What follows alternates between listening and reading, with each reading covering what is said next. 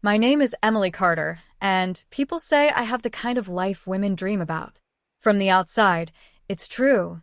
The view from my office window stretches across the city skyline, glass towers glowing gold in the afternoon sun.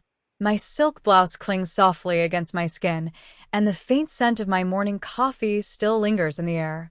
My phone rests on the polished oak desk beside me, vibrating every few minutes with messages I choose not to answer. Because if there's one thing success has taught me, it's that silence can be louder than words. I've worked hard to look like this, composed, untouchable, the kind of woman who doesn't flinch when the world tests her.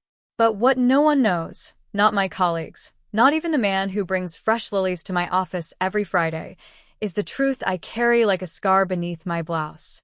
A truth that has nothing to do with boardrooms or bank accounts, and everything to do with a night I can never forget. The buzz of my phone pulls me back.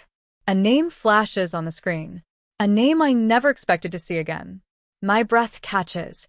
My heart lurches. Because with that single call, the past I've buried is clawing its way back into the light. And it all begins with the night my parents unplugged my premature baby's equipment to charge my brother's phone. I was 22 when my daughter was born too soon. Too fragile, too small for the world, but somehow still fighting to be here. The NICU nurses had taught me how to handle the equipment, the wires, the tiny breathing machine that hummed through the night. They told me, "Emily, you have to keep this running at all costs. It's her lifeline." At home, that humming sound was my lullaby and my terror. I'd sit by the bassinet with swollen eyes listening, praying it wouldn't stop. My parents had agreed to let me move back into their house after the birth, but it didn't feel like home anymore. Not when every day came with sighs, side comments, reminders that I had ruined my life. And then there was Michael, my younger brother. The golden child.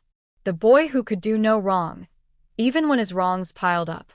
He was 20, reckless, entitled, always with his phone in hand.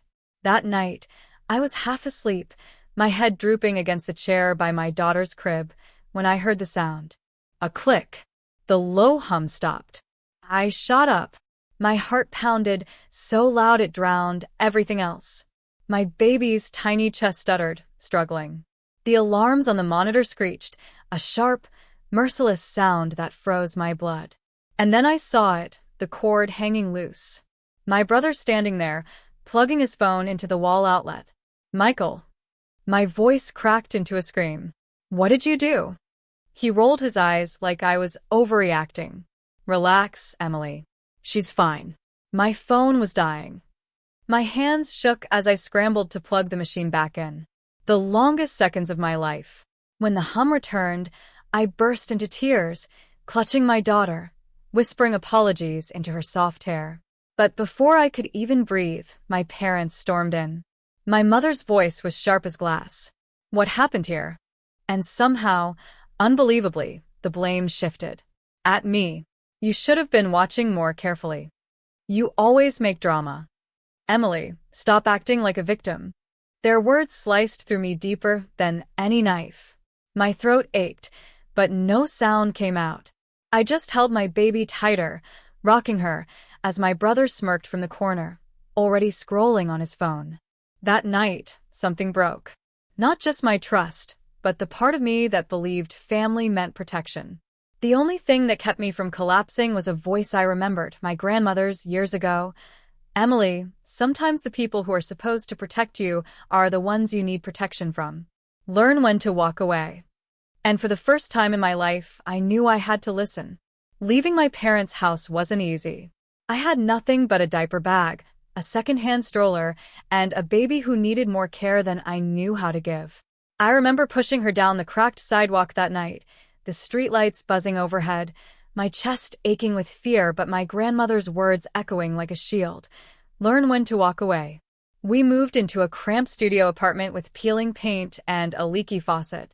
I worked nights at a diner, balancing trays with one arm while cradling my daughter against my chest on brakes. My body ached. My eyes burned, but every tip I collected went into a jar marked hope.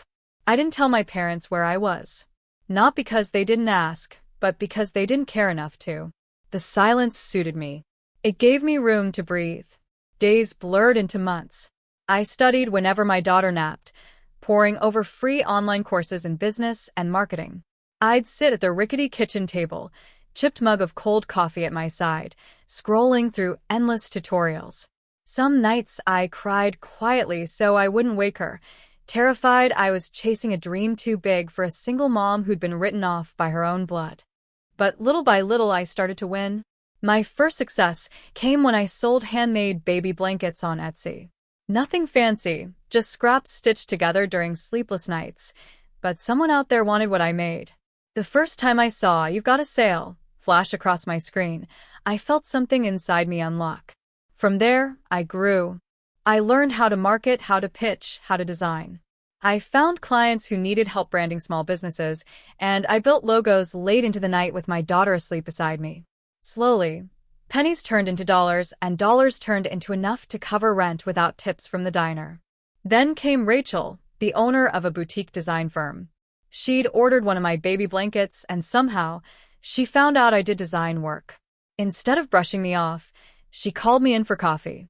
I showed up with chipped nail polish and trembling hands, but she looked me straight in the eye and said, "Emily, you're talented. Don't let anyone tell you otherwise. I want you on my team." Rachel became the mentor I didn't know I needed. She gave me opportunities, taught me how to navigate contracts, how to negotiate, how to stop apologizing for existing. Under her guidance, I built not just skills, but confidence. Years passed. My daughter grew stronger, healthier, braver, just like me. Every birthday candle she blew out felt like proof that we'd survived what was meant to break us. And though success began to flow, steady clients, a growing bank account, eventually my own firm, I kept it quiet. Online, I posted modest updates, nothing flashy.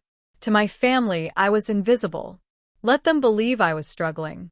Let them whisper. It didn't matter, because the truth was mine to keep. And one day, I knew it would be mine to reveal.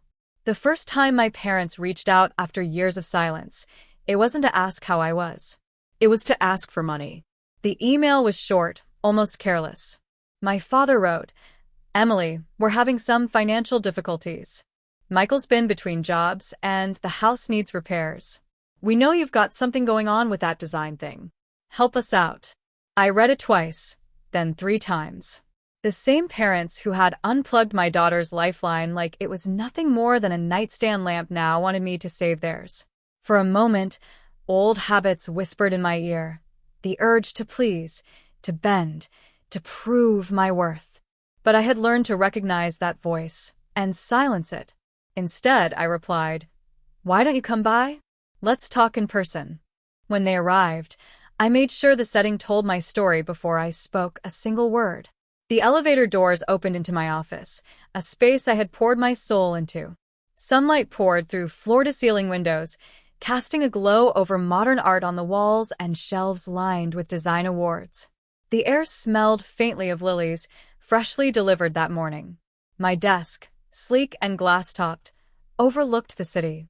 My parents stepped in first, their eyes darting around. My mother's lips parted slightly, her heels clicking uncertainly on the polished floor. Michael followed, still glued to his phone until he noticed the view. His jaw dropped. "Whose place is this?" he muttered. I let them wander. Let them take it all in. The silence stretched deliciously as they pieced together the reality in front of them. Finally, I broke it with a calm smile.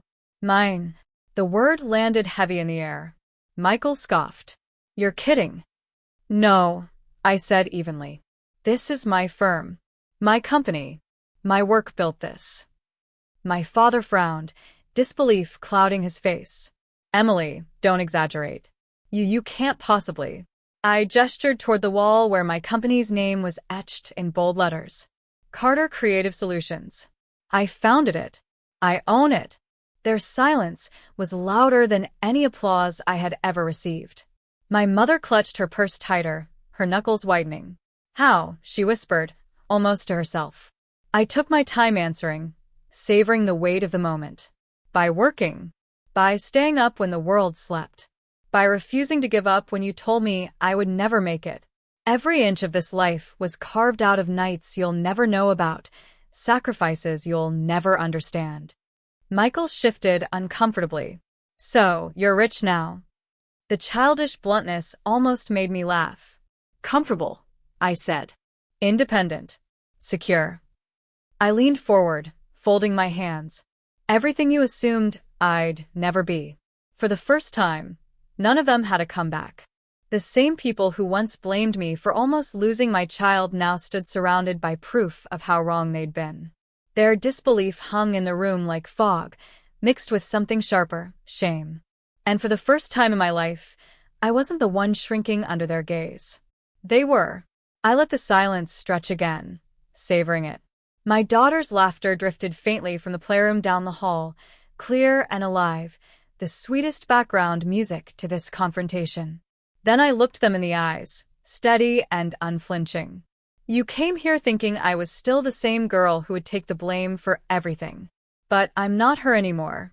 This, I gestured around us, is who I am now. The power shift was undeniable. I leaned back in my chair, letting the silence weigh down on them until it was almost unbearable. For years, they had dictated the rules of my life, what I could be, what I wasn't allowed to dream. But now, in this office, with their eyes darting between my awards and the view from the windows, they waited for me to speak. Let me be clear, I said softly, my voice steady, but edged with steel. You came here because you need something from me. And for the first time in my life, I get to decide what that means. My mother bristled. Emily, we're still your parents. I raised a hand. Parents don't unplug their granddaughter's life support to charge a phone. Parents don't stand by while their child is blamed for someone else's recklessness. So don't use that word as a shield.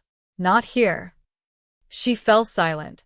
My father's jaw tightened, but he said nothing. Michael shifted in his seat, muttering, "It wasn't even a big deal." I turned to him sharply. "Not a big deal?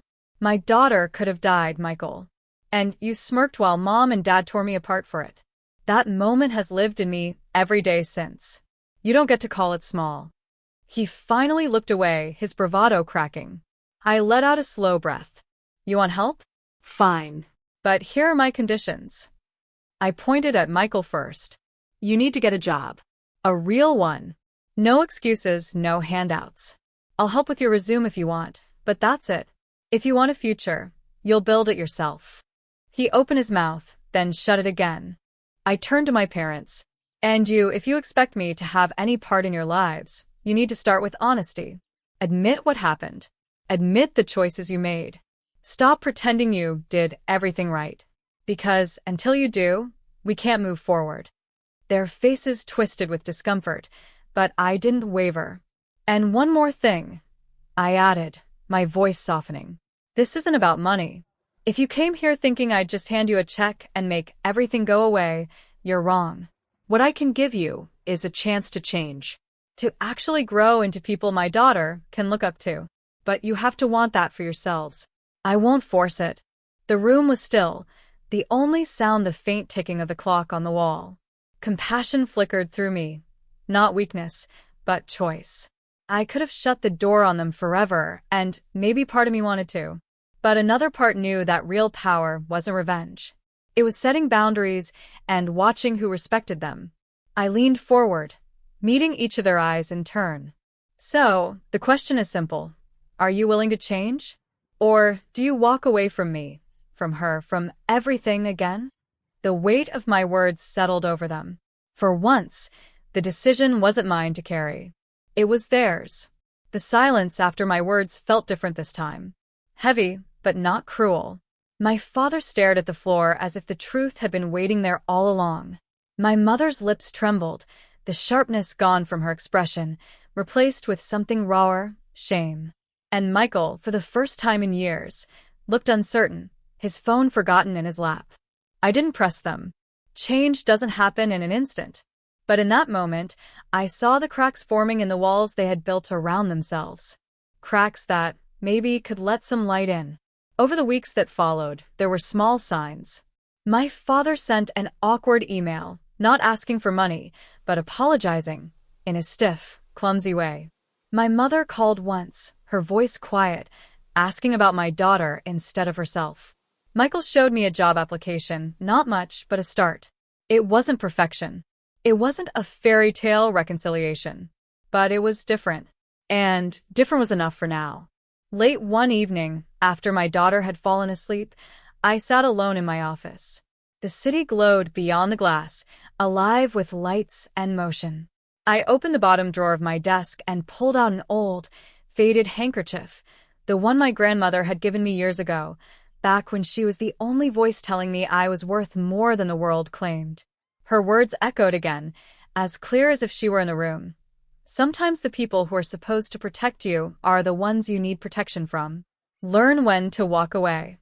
I smiled, brushing the fabric between my fingers. I had walked away.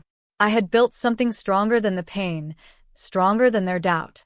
I had built a life where my daughter could grow without fear, where she would know her mother's strength not as a mask, but as a truth. Looking out at the skyline, I whispered to myself, almost like a vow. I am not the girl they blamed. I am the woman who chose to rise. And with that, I closed the drawer, straightened my shoulders, and let the silence settle around me, not heavy anymore, but peaceful.